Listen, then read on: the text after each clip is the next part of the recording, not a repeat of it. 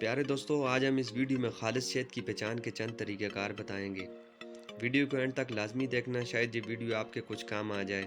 हमारे चैनल को सब्सक्राइब कर दें ताकि ऐसी और छोटी छोटी वीडियो आपको मिलती रहे। खालिस शहद की पहचान के चंद तरीके।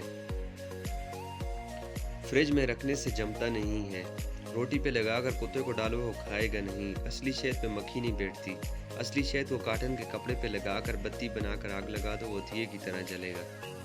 शहद के चंद कतरे जज़ब करने वाले कागज़ पर टिपका दें। अगर ये कागज़ कतरों को जज़ब करके तो इसका मतलब है कि ये शहद खालिस नहीं है।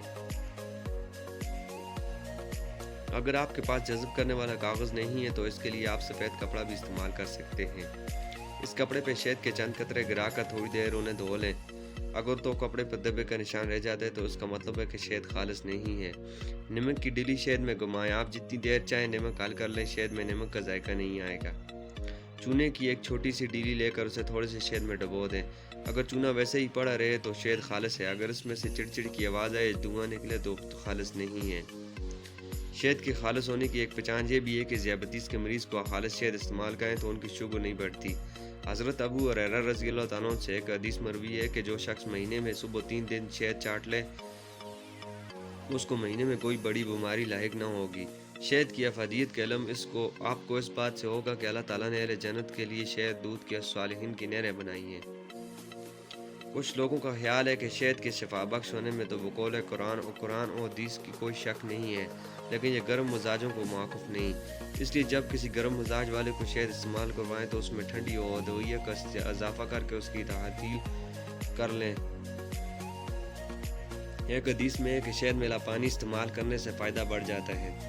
शहद बच्चे की पैदाइश से लेकर मरते दम तक इस्तेमाल कराया जाता है। बच्चा जब दुनिया में आता है तो घट्टी के तौर पर उसे शहद चटाया जाता है, और जब मरीज़ करीब उल मर्ग होता है तब भी हकीम जान बेलब मरीज़ के लिए शहद ही तजवीज़ करता है। इस लिहाज से शहद अवलीन ख़ज़ाए और आखिरी भी।